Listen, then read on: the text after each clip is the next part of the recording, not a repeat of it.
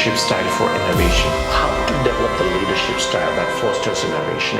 It's a big question today because the type of leadership that is required for innovation is quite different from our understanding of traditional leadership roles. And in many aspects, it's a contrast to many management styles, especially the management styles of managers who have been practicing it for years.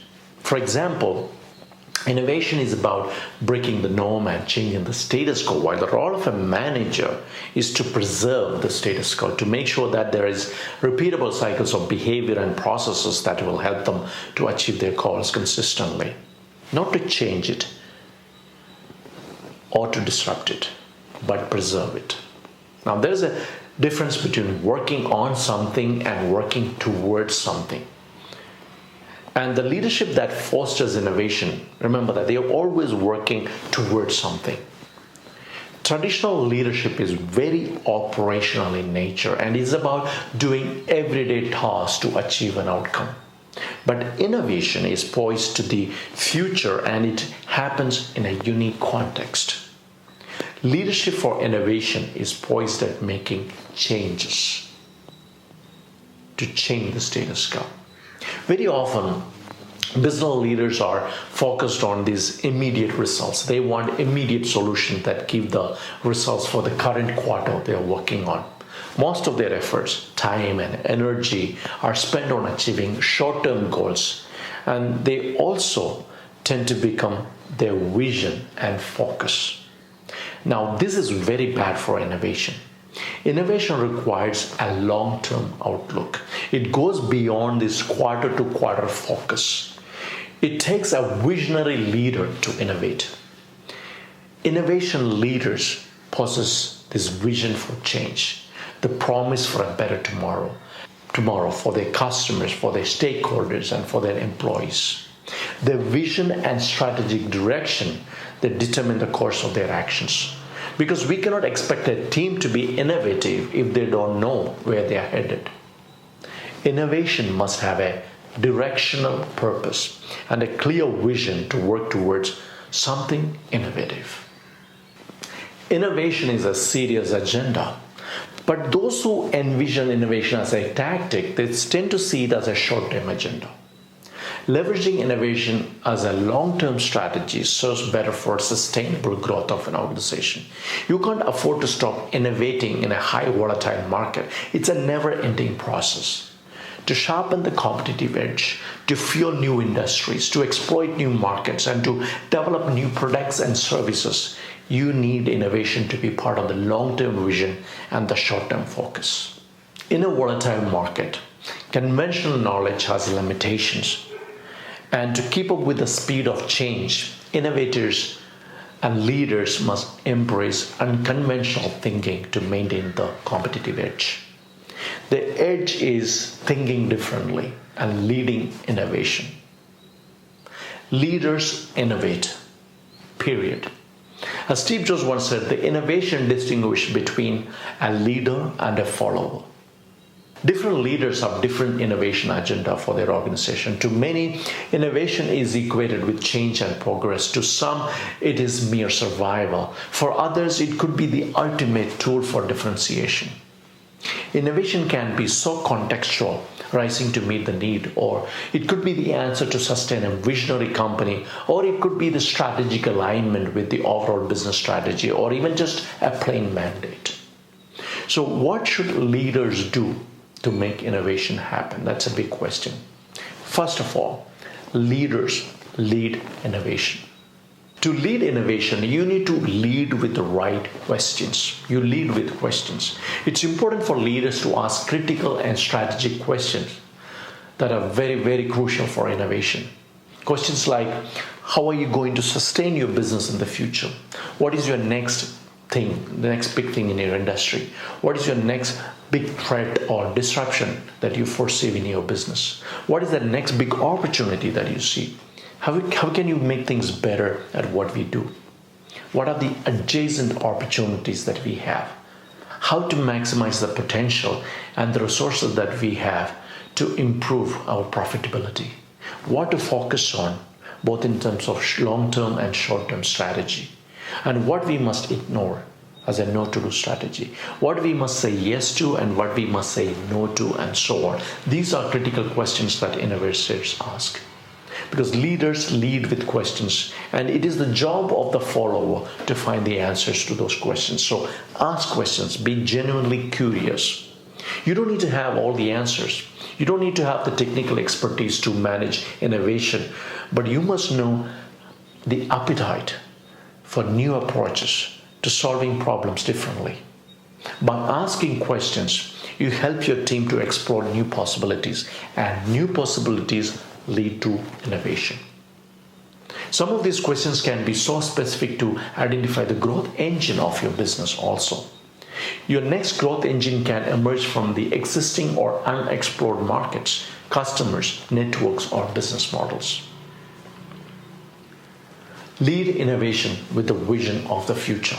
The fact is that in terms of leadership, the followers want their leaders to share their vision.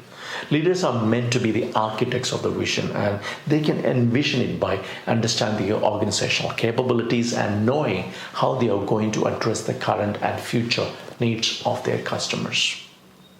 Ultimately, leading innovation in today's market requires new ideas and new ways of working. So lead with questions and lead with a visionary mindset. Leaders inspire innovation. Best leaders inspire people to bring out their best. The real people management is about amplifying the human potential to be more and to do more, both individually and collectively. Today's leadership is not about the command and control model that derived from the military. In a command and control atmosphere, it's very hard to develop a culture conducive for innovation. To be creative, employees must have a sense of autonomy to decide and to act upon the ideas and to make less costly mistakes. In a place where we trust employees and letting their capability to do the act of this innovation, it is seldom required to keep leading them as how some micromanagers would do. Smart people don't want to be led. Instead, they just want to be inspired. So the leadership for innovation requires inspiration, encouragement, mentorship, and solid support. After all, creativity is an outcome of an inspired thought. Remember that. So inspiration is very crucial for innovation. To exercise less control and more autonomy, and in order to spur up innovation, leaders must listen. The primary role of a leader is to give voice to their people's ideas. To do this, a leader must be wise enough to be open to crazy and wacky ideas, as well as having the right judgment on what can be promoted or dropped. When a learning culture is instituted, leaders must also encourage people to learn from their mistakes. So instead of being an arbitrary decision maker, leaders must encourage debates for innovation. Innovation is very collective. It is creating order from chaos. And leadership creates clarity out of chaos. To do this in the most creative way, the leader must unleash the collective expertise of the workplace. Most of the innovation will be a refinement of disagreements between team members. Leaders know how to harvest on the multiple ideas their diverse teams and individuals present. They must also make sure that these insights are heard, people are rewarded, and great ideas are acted upon. Leaders inspire their team with words and deeds so that people are encouraged to speak their mind, share their ideas, their project, their fears, share their vision with the rest of the team. Innovation cannot emerge if people do not feel comfortable sharing their novel ideas and unconventional perspectives that may lay the groundwork for truly disruptive innovations. You need to stay open to all ideas, even if the ideas may threaten the status quo. It's important to foster courage, to have crucial conversation and open dialogues. And when you see things that are choking innovation within an organization, the leader must stand up to change the structures and processes that hampers innovation. The real inspiration is in the deeds of how leaders are committed to go that extra mile to facilitate a culture that fosters innovation. A leader must focus on building and sustaining a motivated team. There must be a system in place to reward ideas, intrinsic rewards, and constructive ways to resolve conflicts so that people are still enthused about what they are working towards. Leaders are the catalyst for innovation. Leaders are a catalyst for innovation culture. Leaders are not responsible for the results. Leaders are responsible for the people who are responsible for the results. Leaders are responsible to create an environment for its people so that they can innovate. That environment for work is the culture of an organization. Therefore, leaders lead an innovation culture. They are the catalyst. To build a culture for innovation, you must break the silos and enable collaboration between teams and people. You need to set the tone and agenda for innovation, and what you set must inspire your team to excel. The tone could be autonomy, fail forward, innovation from experimentation, or anything that gives the people the freedom to express their ideas, to take risk, and to experiment. As a leader, you need to allow failures within the organization because most innovation efforts fail. And failure and experimentations are the inevitable processes for innovation. Because innovation requires different approaches to success. It requires a mindset to persevere, to do different things, to fail forward, to disrupt your past success, and so on. And all these are fundamental changes that are required for innovation. Therefore, the leader must act as a change agent and must make changes to facilitate innovation. You need to foster flexibility over rigid hierarchies. You need to win on speed and agility over execution delays and analysis paralysis. You need to encourage diversity.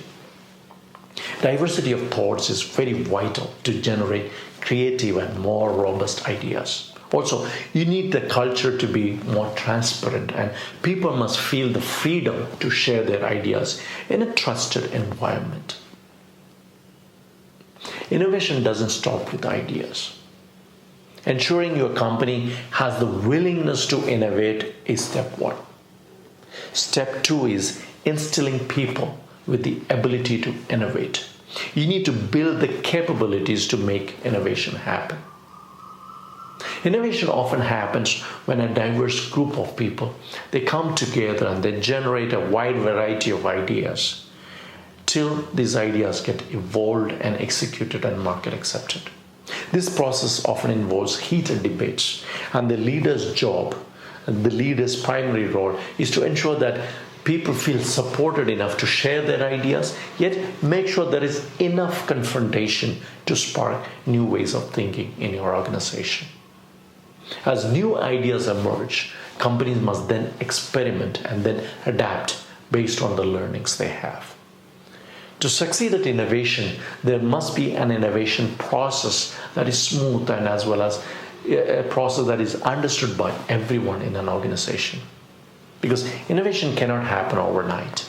You need to find the way to collaborate, create, and test new ideas. You may have to work across boundaries and departments, because great ideas can come from anywhere in any department. So encourage your team to work across departments and boundaries and gain feedbacks from everyone in an organization.